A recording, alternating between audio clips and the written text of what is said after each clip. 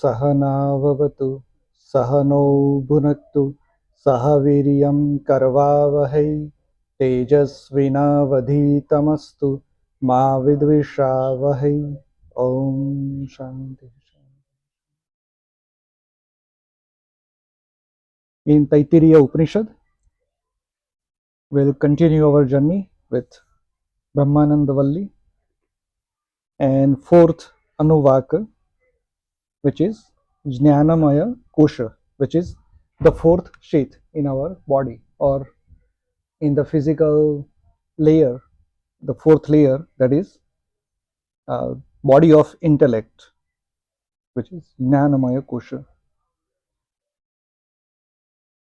First verse, Yato vacho nivartante अप्राप्य मनसा सह आनंदम ब्रह्मणो विद्वान न बिभेति कदाचनेति तस्यैष एव शारीर आत्मा यह पूर्वस्य. He who knows the bliss of Brahma, which the mind is unable to grasp, and before whom all speech fails, he never fears. This body is indeed the soul of the former body. Now, the former body meaning the third kosha, the third body, which is pranamaya kosha. And we are talking about fourth uh, jnanamaya or vijnanamaya kosha. Now, this is uh, related to Gautama Buddha. We were talking about a parallel between various kosha, various bodies, and how human evolution transforms, and how the avatara, particular avatara, plays the role. So for Vijnanamaya kosha, the avatara is Gautama Buddha. So from prana, the prana is the third body, which is the body of energy. Now we are going from energy to intellect. So every particle in this universe has intellect, a mind, and it knows how to survive, how to interact with the rest of the particles in the universe. So all these, it acts as if there is a universal mind helping or guiding behind the scenes. And quantum physics definitely is talking about something similar.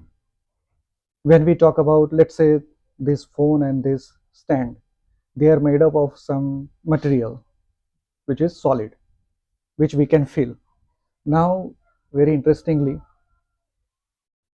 when we look at all the particles that makes this phone or stand, those particles at the atomic level, there is a nucleus and there are electrons roaming around.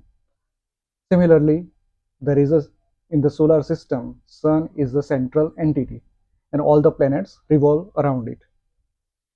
So at the atomic level, 99, it is said that 99.999999, so 99.69 percentage space is empty. What we feel as solid is 99.999999% empty. So how do you feel that it is solid? Right? If we compare this with air, we can feel that air is empty. Air, I mean, we pass through air every second. But for a solid material, how can we imagine that it has more than 99% space empty? We still feel as solid, right? So what is happening? So it is said that the nucleus and electrons around every atom, in the every atom, so the electrons are not particles, but they are kind of energy waves. Those energy waves roaming around in that space. So we feel that it is solid just because our mind tells us it is not solid. But our interaction, meaning when we touch our skin, it is also made up of atoms, right?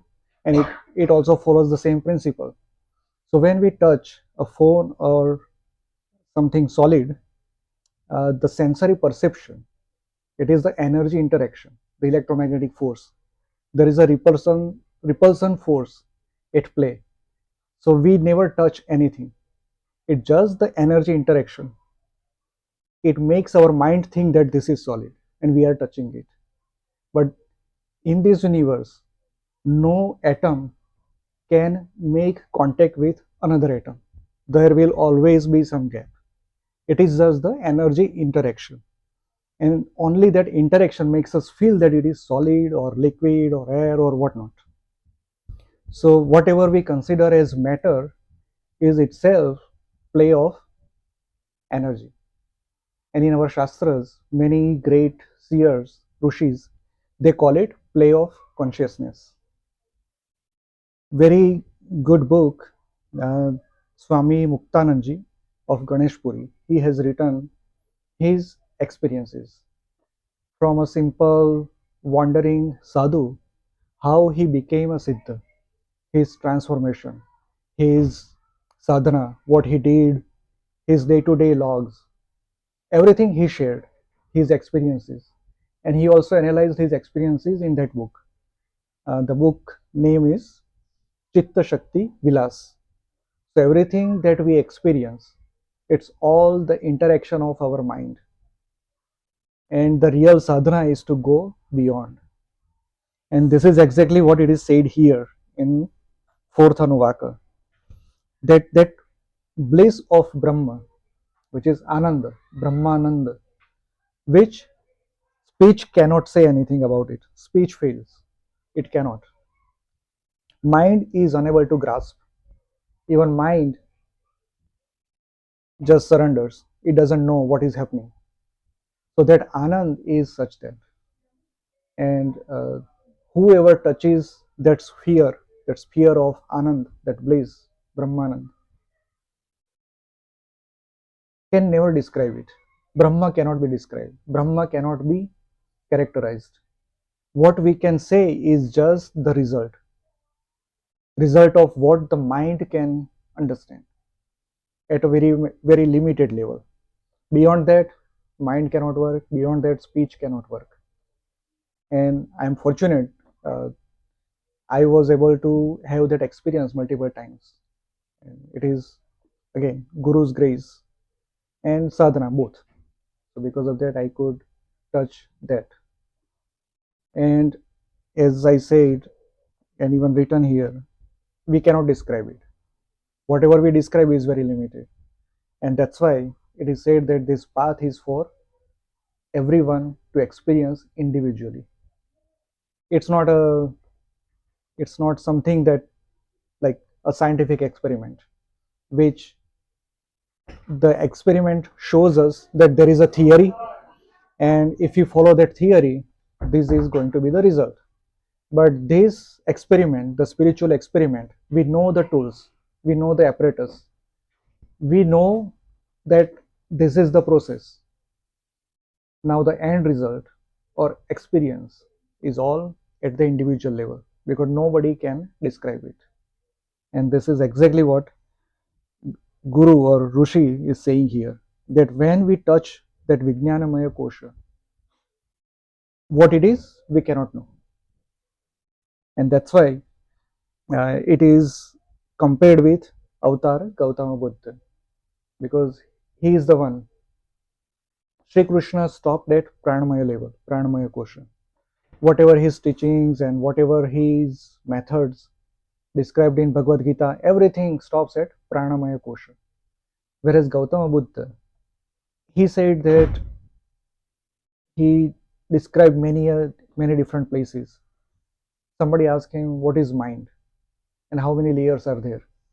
And modern science tells us that there are two layers, Jagruta, conscious mind, and subconscious mind. Our Shastras define in four different categories, Jagrata, Swapna, Sushupta, and Turiya. And there is Turyatit. So these are at the, you can say at the high level, these are the four different categories our Shastras define. But what Gautama Buddha said that I keep going down and down, layer by layer, and I could peel off some 70,000 layers and still it was there. So his experience, his method was very subtle, very precise in analyzing Vijnanamaya Kosha. And he could do that. That means he was the first person on earth who could do that. And he showed the method. And many of you might know is that method is Vipassana sadhana. So just observing breath, going in, going out. Even Sri Krishna mentioned this in Bhagavad Gita, that there are many yajnas, but what is the best thing you can do is observe your breath. Even if you are given a guru mantra by diksha, even guru says that recite mantra with breathe in, breathe out. So it is a very powerful technique and very well developed by Gautama Buddha to touch the Jnanamaya Kosha. So that is a one evolution in human history, we can say. Further, तस्माद्वा एतस्मान् मनोमयात् अन्योन्तर आत्मा विज्ञानमयः तेनैष पूर्णः स वा एष पुरुषविद एव तस्य पुरुषविदताम् अन्वयं पुरुषविदः तस्य श्रद्धैव शिरः ऋतं दक्षिणः पक्षः सत्यमुत्तरः पक्षः योग आत्मा महः पुच्छं प्रतिष्ठा तदप्येष श्लोको भवति इति चतुर्थो अनुवाकः. Meaning, other than this body, which is the pranamaya kosha, consisting of mind, there is another body that consists of intellect. Sorry, my mistake. The previous body was not pranamaya, but previous body was manomaya, which is the mind. And this goes beyond mind, that is intellect. So Sri Krishna's avatar was for manomaya kosha, not pranamaya. Pranamaya was Sri Ramachandraji, and Annamaya was Parshurama. So Parshurama, Annamaya Kosha, Sri Krishna, Pranamaya Kosha. The third one is Manomaya, that is Sri Krishna, and fourth is Jnanamaya Kosha, that is Gautama Buddha. So the body that consists of intellect, this body lies inside and fills up the former body consisting of mind. This too takes the human shape. Its human form is similar to the human form of the former, that is the body consisting of mind. Faith is its head. Righteousness is its right limb. Truth is its left limb. Yoga is its core. And the cosmic mind is the support at its tail end. There is the following shloka about it. Thus was the fourth Anuvaka. So every body takes the form of human because it starts with Annamaya Kosha, the food body, which is we can see. So that has a shape. The next body, Pranamaya Kosha, which is made up of prana, which is kind of air pathways, that also consists of the pathways very similar to human body. Third is Manomaya Kosha, which is made up of all the neural networks, the neural path of brain, that also takes the shape of humans. We don't see any neurons coming out of the body. It still is within the body and takes the same shape. Similarly, Jnanamaya Kosha. Now that is the body of intellect. But how do we don't have instruments to recognize that body yet. We stop at neural networks of the brain. We cannot detect currently how the Gnanamaya, Vijnanamaya Kosha looks like. But we can kind of think, if we take it logically, the interaction of neural pathways. We know that there is an action created by our spine when we touch some hot or cold objects. Then that interaction happens within spine. It doesn't go to brain. Now that interaction is kind of a communication happening from uh, a part of the body to the spine and back. So that interaction is governed by something. So there is some intellect. So we know that there is some intellect activities going on. How and what? We just know electrical signals, nothing more than that. But there is something. And uh, some scientists have worked on developing a theory. They call it uh, a universe that has two orders, implicate and explicate. So what we see, what is the result? That is the explicate order. Something that is in implicate order, which is unknown to us totally. And that implicate order is all like a collective consciousness. It is all connected. So like Avatar movie, if you have seen. So in that movie, those uh, extraterrestrial people, the blue people, they have this long braid, and they attach to any other object or human or any other animal, and they interact with mind. So that is like a collective consciousness, but we don't have braid or tail. It happens naturally, it is inherent, it is already there. So, and that is the connection with universal consciousness or universal mind. So this theory, which is called holographic universe. So everything is a hologram, is the theory. And hologram is like a interaction between two crisscrossing signals or light or waves. So that creates pattern, interference pattern.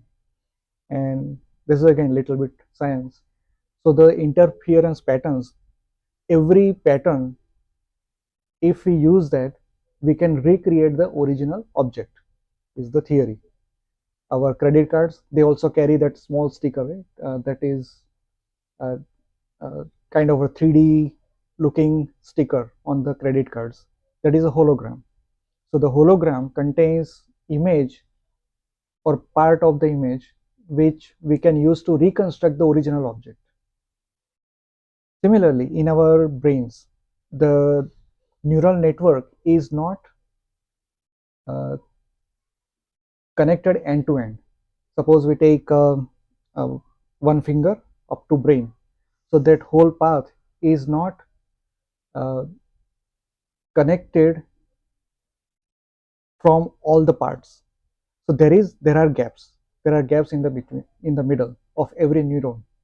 So that gap is like this type of structure.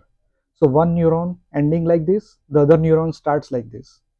So the gap between them is electrical pulse or electrical signaling. They do not have direct connection. So that creates these scientists. They experimented and found that the interactions of multiple neurons, they create the interference patterns. They create holograms. So that hologram is stored as memory in our brain. So they experimented that if we cut the brain, can the rest of the brain recreate the whole memory that is lost from that other part of the brain? And they say that they observed that over the period, whatever is left tries to reconstruct what is missing from the other part. So eventually they regain the memory or the knowledge. That means they concluded that the memory is not stored in just one place, or not just one place of the mind controls everything. Meaning it is divided if it is whole, but if the brain misses some part, the other parts take over, tries to take over the job of the missing part, because they have that information. The information is stored as hologram, and hologramic or holographic image we can use to reconstruct the original one. So brain applies the same principle, and they can reconstruct, and that takes the human form. Now faith is its head. So faith meaning shraddha. We believe, we think that yes, this path or this body or this interaction or this experience has experience of Brahma, or it is coming from Brahma. That is our Shraddha. So with that Shraddha, righteousness, actually the original word is Rutam. Rutam is not only righteousness, Rutam is any duty, any universal action or universal rule or any dharma. Dharma meaning not religion, but dharma of, let's say, fan. We turn it on and fan will uh, compress air and will move it in different directions. So that is the dharma of fan. Similarly, this dharma, universal dharma, that is Ruta, which governs everything. Now that interaction is its uh, Dakshina Paksha, which is right limb or right wing. Uh, the as we have seen in the previous Anuvakas, the imagination is that this is like a bird, not a human, but a bird. So bird has two wings. The right wing is Rutam, and Satya. Satya is its Uttara Paksha, the left limb or left wing. And again, Satya meaning not only truth, but Satya meaning existence. We exist. This object exists. This planet exists. This plant exists. That existence itself is Satya. And that takes the left limb. Yoga is Atma. So, very importantly, if we touch, if we experience this Jnanamaya Kosha, we are in union with the Atma. We are just one step away. So, we kind of start feeling Atma. So, that is Yoga. And Maha, you might have heard about Maharloka. When we talk about 14 lokas, Maharloka is one of the lokas. Now, what is Maharloka? That is cosmic mind or universal mind, which science has started understanding that there is a uniformity in this chaos, what we see outside, even within our body.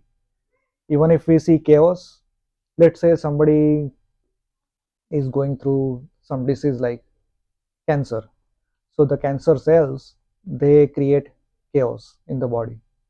But the body, the whole consciousness tries to curb that, tries to go in the direction to kind of minimize the impact. So this is governed via some mind, some intellect. And that intellect comes from, for our body, it comes from Atma.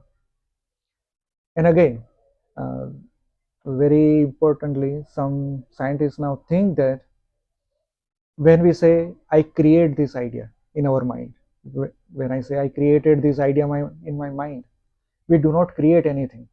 Brain is just the antenna, a recipient.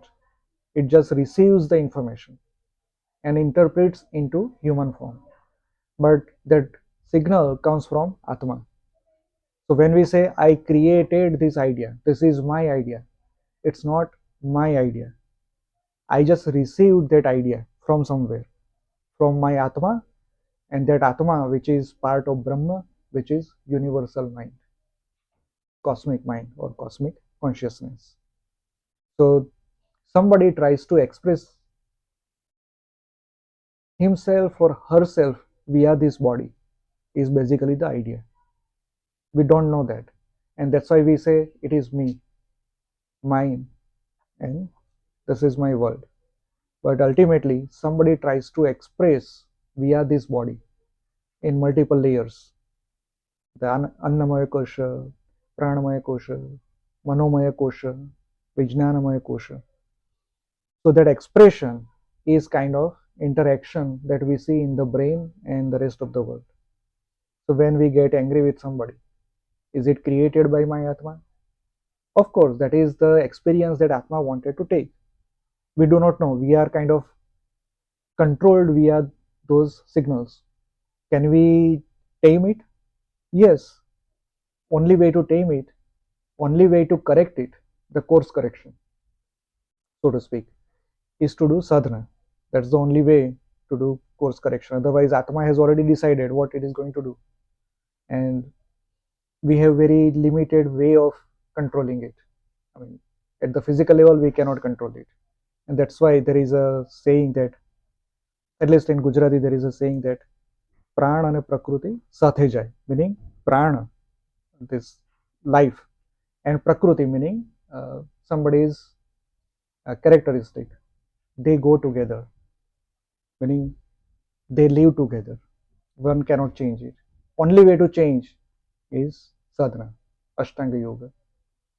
Even genetic information, right, that is in the body, that is we are born with, even that can be changed with sadhana, because that is at the pranamaya kosha level and annamaya kosha level. So it is very easy to change that. If somebody has genetic disorder, that can also be changed. Very easy to do with sadhana. So manomaya and vijnanamaya definitely can be changed, and that is the blessing that we have. And we must, if we know this process, if we know this trick, we must use.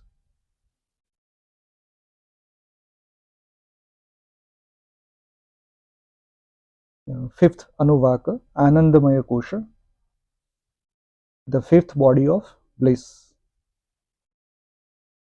The verse is vijnanam yajnam tanute कर्माणि तनुते अपि च विज्ञानं देवाः सर्वे ब्रह्म ज्येष्ठम् उपासते विज्ञानं ब्रह्म चेद्वेद तस्मच्चेन्न प्रमाद्यति शरीरे पाप्मनो हित्वा सर्वान् कामान् समश्नुत इति तस्यैष एव शारीर आत्मा यः पूर्वस्य, meaning the intellect accomplishes successful performance of a sacrifice or yajna, and it accomplishes all actions.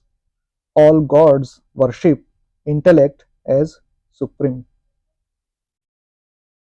If one realizes intellect as Brahma and does not swerve from this, he or she leaves all sins of the body behind and attains all his desires. This body is the soul of the former body, which is of mind. So we are still talking about Vijnanamaya Kosha. In Vijnanamaya Kosha, there is intellect, thus, and all the devas worship that intellect as supreme, meaning the cosmic mind. Even devas are controlled via this cosmic mind or cosmic consciousness. So devas that we talk about, 33 koti devatas in our shastras. So all those, they stop at the universal mind. Let's take an example. If we look at 8 Vasus, so Vasus are those devatas which dharan karta, meaning which hold or behold this whole universe, like earth, air, wind. So all these Vasus, they have their own mind, but we say that Prakriti has its own mind, the that cycle balances everything, but that ultimately comes from that universal mind, some interaction that we do not understand fully. We just see the interaction as a result, but how that interaction happens, we don't have much clue yet. We just say that because very recently there were some earthquakes, and some people uh, link those earthquakes with corona mass ejection that comes from the sun, and they have statistical data to prove that. So whenever that corona mass ejection is very active during those times, whatever path of earth comes into contact, they creates more, there is more prone to earthquakes and volcanoes. So that means sun and earth interact at certain level that we do not fully understand yet. We see some results and some statistical data to prove it. Similarly, all these devatas, various devatas we talk about, they all kind of follow this universal mind, the cosmic mind. And for them, that is the supreme. And if one realizes intellect as Brahma, if we stop at that level, that universal mind is Brahma, everything is Brahma, but our idea, our experience, if that stops at that level, that universal mind is Brahma for us, so that itself can ward off any sins or actions of any karmas that we have collected over period. So this is also a very powerful technique. Uh, Many people question that Ravana in his life did all bad things, barring Shiva Tandava Stotra or Shiva Upasana. He was a great devotee of Shiva. And there are stories that he was Dwarpal of Vaikuntha and all that. If we don't take that story at face value, if we just analyze Ravana's life, ultimately in his end of the life, he realized that Ramchandraji is Brahma, the Supreme. That moment, whatever he collected over his life, warded off, and he liberated himself in that moment. So, even though there is Sanchita karma and Prarabdha karma, and uh, there is a Vartamana karma, so Prarabdha karma, we have to, anyways, face it. There is no going back. But that realization that Brahma, that cosmic mind is Brahma, that Vijnanamaya Kosha is Brahma, that notion itself can prevent or remove the effect of Sanchita karmas and Vartamana karmas. So we are just left with Prarabdha karma. And Ravana also had to face that because he did not die right away. He had to go through pain and understand what happened in the life. So this is like uh, karmic bondage that created those experiences, and he had to go through that and realize ultimately what he did. So karmas cannot just affect at the physical level, it can also affect at mental level, and that's why people are more scared of Shani Dasha. If we talk about Jyotish, well, it is again a statistical science that Shani Dasha, if somebody has Shani Dasha, then he's going to go through certain things at physical level, at mental level. So uh, that interaction kind of creates uh, something which we do not understand yet, but our rishis, especially Parashar Rishi and Bhrigu Rishi, they understood, created this science of Jyotish.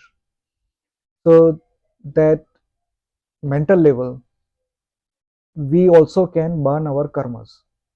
If we, if somebody has to go through the disease and all that at physical level, if that karma he somehow curbed that, he still has to go through at the mental level, meaning stress, some illusions and pain, that feeling. So somebody has to go through that. And it is said that in Shani Mahadasha, Shani is very neutral. He is the most neutral, or he is the 100% neutral. God is, that is what is said. He doesn't discriminate. Even if you worship Shani or you do not worship Shani, whatever is going to happen is going to happen. Doesn't matter. Yes, if it is said that if you pray Shani Dev, he'll take care of the next cycle. That in next cycle you don't have to face at physical level, but at least mental level, the karma can be burned. And somebody do Hanuman Bhakti. There are various methods. This again creates less intensity at physical level, but at mental level you have to burn that karma. There is no second or going back. And again, these are the things debatable if somebody believes or not. Again, there are statistical data which are right, wrong, we do not know. We have forgotten all that science or that experience.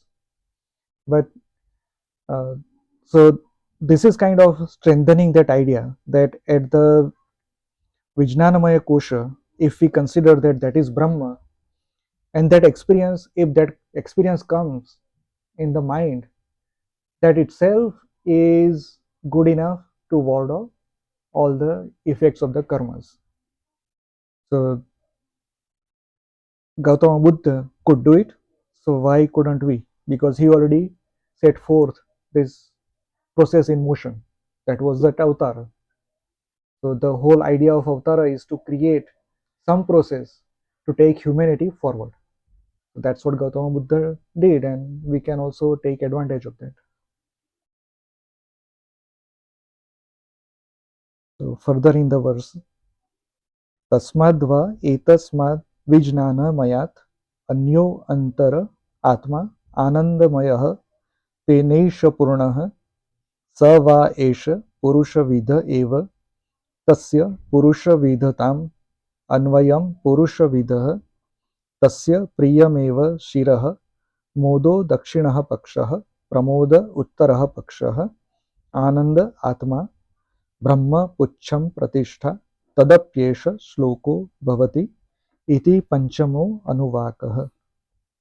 Meaning, other than this body consisting of intelligence, there is another body consisting of bliss.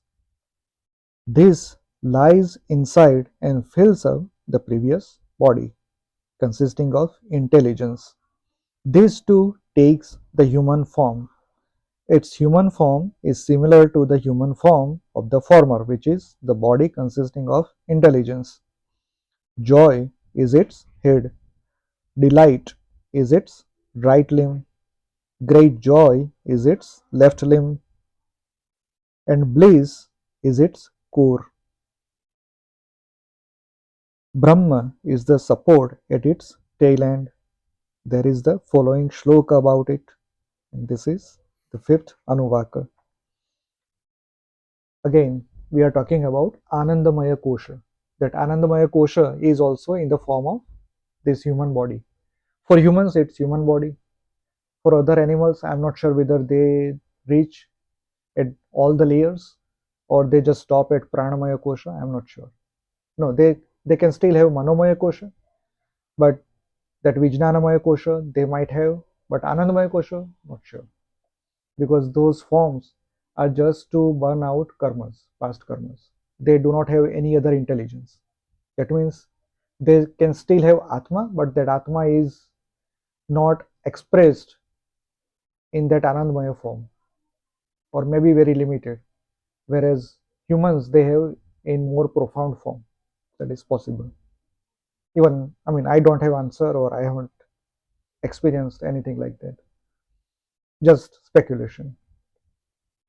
So this is the 10th avatar, Anandamaya Kosha, which we call Kalki avatar. And nowadays there are many videos, people just keep talking about Kalki avatar and already happened and about to happen, and the world is going through different orders and changes and all that. There are many videos. Uh, I can clearly say that this atmosphere or whatever is surrounding us has definitely changed for at least 1 year or so. Uh, that change.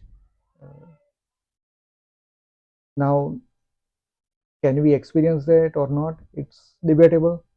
People who experience those things, whether it's the illusion of the mind or it's really happening, nobody can tell. Because Kalki Avatara is said, according to Purana, that nobody will be able to understand. Nobody, period. Nobody will be able to understand what that Avatara is and what is it going to do and how. So we all will be in confusion. Nobody can 100% say, oh, it is this or that. So everybody is in confusion. And because of that confusion, many different things are happening. But at least at my personal level, whether it's my mind illusion, my confusion, not sure. But many times I told Parul that things are different. I can sense that.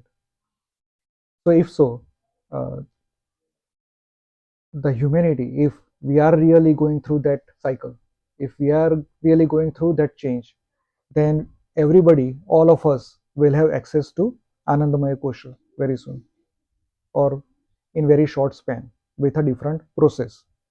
Similarly, what Gautama Buddha did, he taught Vipassana sadhana, the technique to use breath and go at the deeper level. So whoever is this next avatar, whatever his role or goal, he is going to give us a technique to reach the final destination, the Anandamaya Kosha, is what my belief is. Again, this is belief. Uh, we'll see in coming days or years whether it is true, it turns out to be true, or what is happening. As nobody will be able to understand what is going on. But something like what is happening in the world also at the gross level, we can see that things are getting intense for every one of us. If you look at our life, just examine our life, past 1 year and life before. If we compare, do we see any pattern? Do we see any difference in that pattern? And at least I can see that we are going through a lot of interactions, we are going through very less breathing period in our life. We do not get enough rest compared to previous life, is also my experience. Not only myself, but many people who I see, they are going through intense, one after another things, queued up, lined up, and they cannot just take a breath. And though we go through these cycles, go through the queue, that notion of at ease or peace has definitely shortened. If you look at your life, maybe it is true, no, don't true, I'm not sure, but at least this is what my experience is. So this is also one of the signs, we can say, that we are going close to Anandamaya Kosha. Because in Anandamaya Kosha, uh, it's clearly said that imagine that it's a bird, and that bird has its priya, that is good, anand, great anand, great joy. All these are its various parts of the body, like its head to wings, and ultimately the Brahma supports that. Brahma is the tail or support of that bird. So we are getting closer to that. But every change comes with intense period before the change, and that is what we can be going through. And so again, the when we look at animals, whether they have perception of 3D world, whether they have perception of time, we don't know. Many, like ants, they can see just two-dimensional world or one-dimensional world. They cannot have notion of, even though they live in three-dimensional world, they cannot understand how the three-dimensional world operates. As humans or some other animals, they understand there is three-dimensional world. They can experience, they can use that, they can utilize the three-dimensional world. Humans know that time is just a mental exercise, but still it is kind of behaving as a dimension. Again, this is more of a geography than the real entity, but again, that can also be a different direction or dimension that our perception will improve. Because if humans have to go through evolution, that evolution need to bring understanding of more dimensions, even though those dimensions are kind of hidden, or those dimensions are backward or inward, not expressing outward in our physical world, but still we'll be able to see those. And the answer lies in experiences of some of the siddhas. The book I mentioned, Chitta Shakti Vilas, when Swami Muktanandji, he goes through various stages in his life. When he reaches the stage when he can interact with all the devas, he could see, he could meet, he could interact. At that level, the way he sees the world, he has mentioned that everything he sees is made up of light, vibrations. And depending upon the vibration and how that interact, He described all that in great detail in this book. That means every human being can also experience that. So it's like opening a totally new dimension. So that seems like Anandmaya Kosha is going to do with us and the 10th avatar. So maybe we'll see in our lifetime or not, time will tell.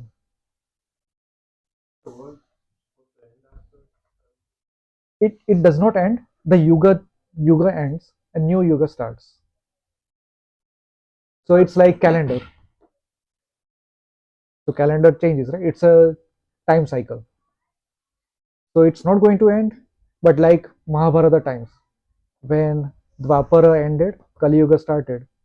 All the kings together, they fought and millions died. Even Yadavasthali, Sri Krishna's clan, it has to be warded off, killed. That means the population will decrease for sure, yes. Because 8.5 billion people, it's too much. It's little too much. This was the final avatar, right? Even then, this is because then there was still avatars pending. But remember, why this is final avatar and why it is just a change? Because even Sri Krishna say, even Shastras say, so we are in one Chaturyuga cycle. So there are 10 avatars in Chaturyuga cycle. But once that ends, the new one starts, the new Chaturyuga and new avatars. Same 10 avatars or 24 avatars in a different form. So Sri Krishna of our times versus Sri Krishna of previous times, they had differences. But it was still Sri Krishna avatar. And Bhagavad Gita in Sri Krishna clearly says that I had many previous births. You also had many previous births in various yugas. So this cycle keeps repeating until the Atyantik Pralay. Until that final Pralaya happens, everything is in a cycle. And what happens in Atyantika Pralaya is whatever the whole universe, whatever all the human or life forms are at that stage, doesn't matter. All dissolve into one. It doesn't matter what stage of evolution they are or what part of universe they are in. Everything is dissolved. So till then, this cycle will keep happening. So all the avatars, they also will keep happening. But 10th avatara meaning now we are transitioning to our final frontier. Maybe we'll go to different level, a new Chaturyuga meaning a new species, new thing, we don't know. But there is a clue in Devi Bhagavad or even Markandeya Purana. There are 14 Manus, right? Our Yuga's Manu is Vaivasvat. Next is Savarni Manu. Previous was Chakshush Manu. So it is said that in Chakshush Manvantar, the humans had a face of canine animals like lion or tiger or cat. In the Vaivasvat Manvantar, humans have a face of apes, monkeys. In Savarni Manvantar, uh, the face will be of a type of bird. So maybe a new evolution is coming in the birds. And Markandeya Purana talks about two human beings, one Raja Surat and the other is Vaishya. So the Raja Surat is, he does all the tapa and all that, and Adi Shakti Ma comes and tells him that because your penance, your tapa, you will become Manu in Savarni Manvantara. So if Savarni Manvantara is to happen now, what was that Savarni Manvantara? Which already happened. So that was from a different Kalpa. So that is also even bigger cycle. So there are various cycles within cycles. So in all these small cycles versus bigger cycles, the things are repeating, but at different level, at different directions. So we can say maybe Chakshush, Manvantara humans, where are they? They have evolved and gone somewhere or in other directions, that dimensions that we cannot even understand. The same thing can happen to us too. We can go in a different dimension, and other evolution, next evolution, those animals will not be able to see us, will not be able to interact with us. That is quite possible. I mean, nobody knows how universe plays and how the consciousness plays. It's all play of consciousness. Right. Yeah, usually there are avatars of every form of God, but why we focus more on Vishnu's avatars? Because Vishnu is beholder of the world. It's like father of the world, and father nurtures everything. So for us, that is the prime importance.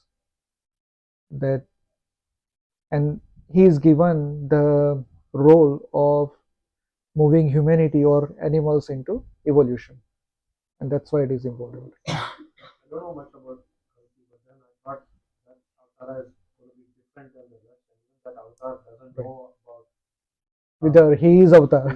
Right. Yes, yes. Yeah, there are many different things going on. And as I said before, this Avtara is very unique in the sense that nobody will be able to know what is happening and what is going to happen. Because name itself is Kalki. What is Kalki? Or even whether it is good. Nobody knows. Nobody knows. Whether he is here to destroy everything, whether he is here to take humanity to next path. Don't know. These are all just speculations. Some say that he is already born. Some say that he is going to born next year. Somebody say maybe in 20 years. So there are all different stories. But there is a story with Parikshit at the end of Dwapar Yuga. yeah. So he was there at that time. Right. And he was the one who experienced the Kalki Yuga first. Right. Right. So to me, it seems like all the Vishnu avatars are kind of a composite because it's like a collective consciousness. Right. Right. So right. The composite of everyone who lived during that avatar. Right. But only the good part, right? Right. The four are kind of balanced. Right. So if they're imbalanced, they're like asuras. Yes. But yes. if they're balanced, they're Vishnu. Correct. They're collectively. All the devas. Right. All the devas balancing So forces. Pretty much all of us have good things that we do, and Right. the bad things we do. The bad things Correct. are our karmas. But Right. if someone becomes too strong, right, or they want to be the king of the world, or, Right. you know, Correct. Correct. then that is more of a sura. Yes. Yes. Yes. Yes. Basically, that's how I see it. Okay. All of us are collectively Vishnu, but people who want to rule the world, they are the asuras. Opposite. Right. Right. Very nicely put. Because devas or asuras, they all live within us. And in Bhagavata, Devi Bhagavata, we all know Shakti Pithas, right? 52 Shakti Pithas of Devi. So Devi Bhagavat says that 52 Shakti Pithas are outside as a place, various parts of Bharat, but 56 more Shakti Pithas that are within body. And every Shakti Pitha has Bhairava. And there is a constant fight between Shakti and Bhairava in body, various parts, various joints, or whatever. So Daivi Shakti, Asura Shakti, both are within us. How it is expressed outside. So again, there is a there is one theory that this avatara is not just one single person like Sri Krishna or Sri Ramachandra, but all of us. It will be within us. So this is also a theory, yes. But that aligns with the holographic nature of it. Right. How he can control, yes, projections. Yes. Of that fight. That projection of the fight happens every day in every WhatsApp fight. Exactly. So in our limited life, we can have some part acting as Kalki, as Deva, and some part acting as Asura, Daitya. So, yes. But this is the most confusing avatar of all. Yeah, if It someone is writes that story eventually, they are right. gonna make a composite like Correct. Godfather was written based on like every dawn that was there, Right. right? Right. Right. This kind of thing. And became a central figure. Yeah, it Yes. just became one Yes. dawn. Correct. Correct. True. True. Yes. Let's see how it unfolds. Yeah, there is definitely a lot of revelations last few years, like as you said, that changed. A lot of revelations are coming, Yes. a lot of Yes. realization about dharma and Exactly. How we look at a world around us. Everybody is talking about something beyond humanity, and they even started investing. As young person like Rushi, I was surprised to see you here, but well, you are here, and maybe it's one of the signs. So if you look at the whole world around us, even simple YouTube channels, they are, even though they do it for commercial purpose or getting views and all that, but still there is some iota of truth in it. They are going towards that goal of upliftment. Everybody is talking about it. Even 3I Atlas, that interstellar object, it is alien, not alien, comet, not comet, all those discussions. People kind of woke up and started discussing about various things, whether it is object that we cannot under our physics cannot understand what it could be. So a lot of different speculations. Even some started remote viewing that what it could be. Some say or claim that there were some beings within that body and they are just observing what is happening, and they are observing because the earth or humanity is going through the change, and they wanted to witness that. There are also videos like that. Now nobody knows the truth, but at least people are talking. So maybe that is the collective consciousness. So this avatara wants to express through us all, via all of us, in a various form, and that is the goal. technology has advanced. AI, AI, look at AI. right? Yes. Evolution has been happening progressively Yes. throughout. Yes. So I think, can you give example of what has changed? Because political climate has changed and Right. technology is advanced. Right. But what, that is always the case for humanity. But my experience, the experience I was talking about is the atmosphere. So I feel different vibrations uh, uh, to my daughter. That is alien frequency. So I constantly keep hearing, uh, not in my ears, but in the top of the skull. So that is constantly with me. Uh, and whenever I am outside, not within the walls, then what I feel is the whole air, all the objects outside, they are very close to me. They are not far anymore. So maybe that's my experience, but that coincides with some of the planetary alignments and all that. It started after that. So that's why I say that I started feeling this difference.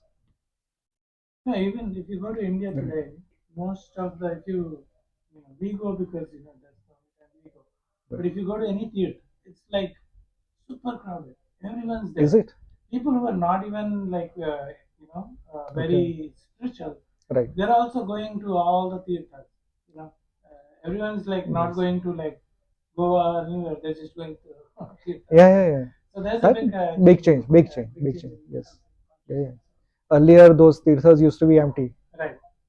All of a sudden, people are going. Even Yes. in winter time, right after New Year's, Right. all the temples are Right. full. My parents, they went. Someone came and they went to Kumbh, Right. and they were like they couldn't find any place to stay because it was so crowded in Kumbh, which is not there's Right. nothing going on right now. No Correct, Kumbh correct. Mela. Just the mag Yeah. snan, right?